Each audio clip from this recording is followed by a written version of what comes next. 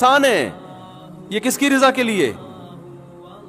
خدا نے بنایا ہے. انہوں نے اپنی طرف دعوت نہیں دی ہے, انہوں نے کس کی طرف دعوت دی ہے؟ خدا کی طرف. تو محمد صلی اللہ علیہ وسلم کے زندہ رہنے سے یا دنیا سے چلے جانے سے اسلام, آپ کے اسلام پہ کوئی فرق نہیں پڑنا چاہیے.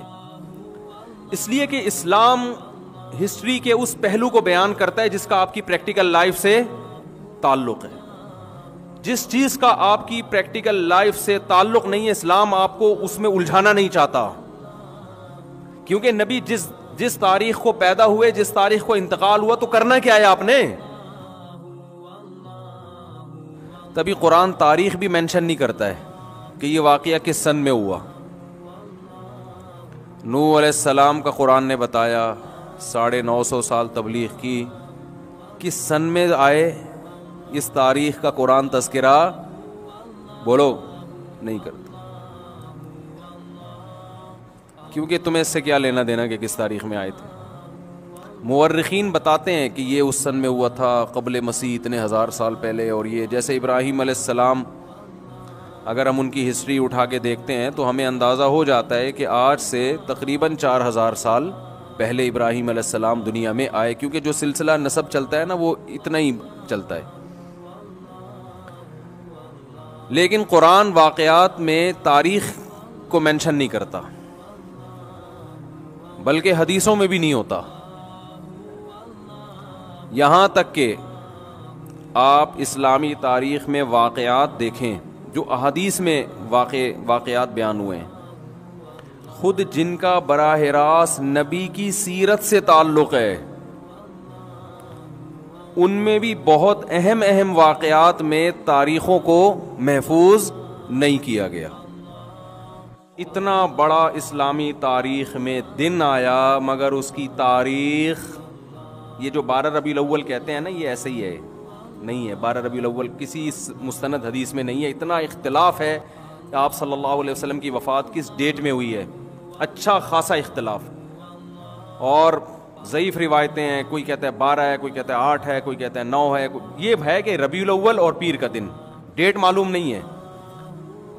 سوال پیدا ہوتا ہے, گورا اعتراض کر سکتا ہے, یار ایک طرف تم یہ بھی بتاتے ہو ہمارے نبی مسکراتے تھے تو کتنے دانت نظر آتے تھے, ہمارے نبی کے سر میں آخر عمر میں سفید بال کتنے تھے یہ تک صحابہ نے بتایا, کھجور کھا کے کھجور کی گٹلی کیسے پھینکا کرتے تھے, آپ صلی اللہ علیہ وسلم کی چال کیسی تھی, آپ صلی اللہ علیہ وسلم کھانے سے پہلے کیا دعا پڑھتے تھے, کھانے کے بعد کیا الفاظ کہتے تھے, آپ صلی اللہ علیہ وسلم تہجد میں کتنی رکعتیں پڑھا کرتے تھے, کتنی لمبی نماز پڑھا کرتے تھے, اپنی زوجات سے کیسے پیش آیا کرتے تھے, ان سے کیسے اخلاق سے بات کیا کرتے تھے, گھر میں آتے تو انداز کیا ہوتا, گھر سے نکلتے تو انداز کیا ہوتا. ایک ایک چیز محفوظ ہے. یہ تمہیں پتہ نہیں ہے کہ انتقال کس دن ہوا, نہیں آ رہی بات میرا خیال, یہ تمہیں پتہ ہی نہیں ہے کہ انتقال کس دن ہوا, اور واقعی نہیں پتہ ہے. یہ جو 12 ربیع الاول ہے نا, یہ کیوں آ گئی مارکیٹ میں یہ بھی بتا دوں میں.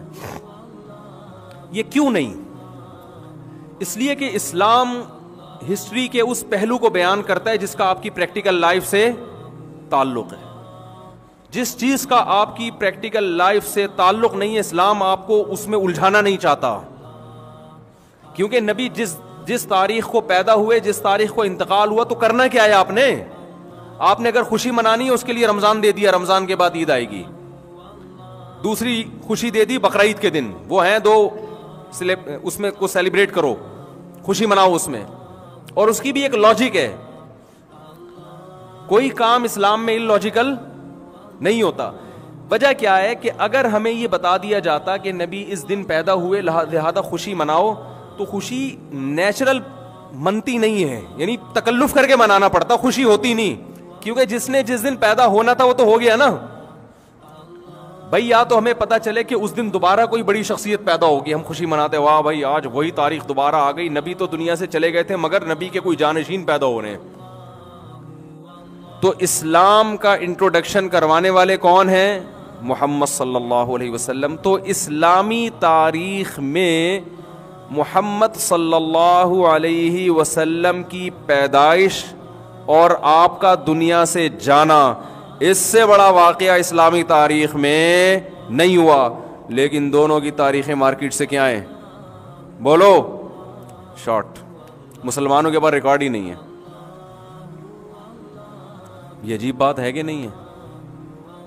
آپ کو حیرانگی نہیں ہو رہی؟ مجھے آپ کی حیرانگی نہ ہونے پر حیرانگی ہو رہی ہے.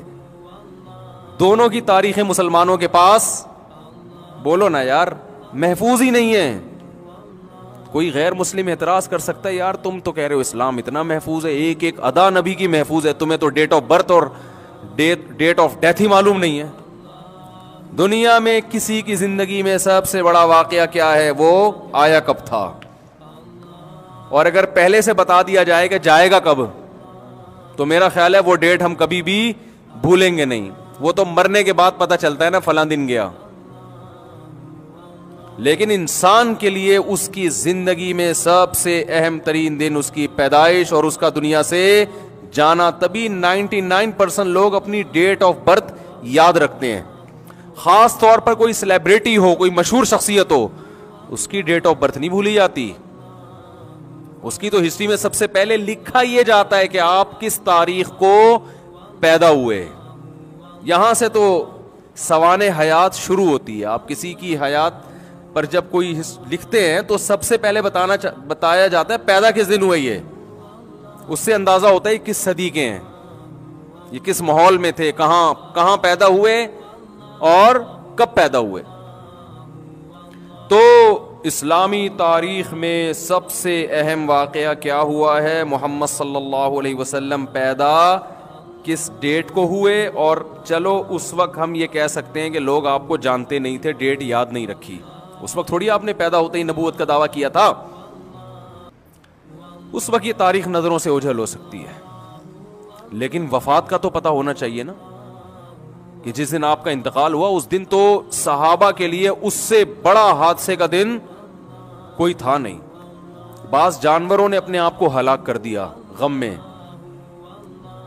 حضرت عمر رضی اللہ تعالی عنہ تلوار لے کر نکل گئے کہ جو یہ کہے گا کہ محمد صلی اللہ علیہ وسلم کی موت واقع ہو گئی ہے میں اس کی گردن اڑا دوں گا.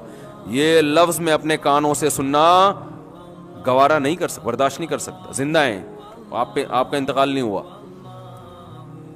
حضرت ابو بکر رضی اللہ تعالی عنہ نے خطبہ دیا، لوگوں کو جمع کیا جو حواس باختہ ہو گئے تھے، اوسان خطا ہو گئے تھے. ان سے کہا کیا ہو گیا تمہیں، کیسی باتیں کر رہے ہو؟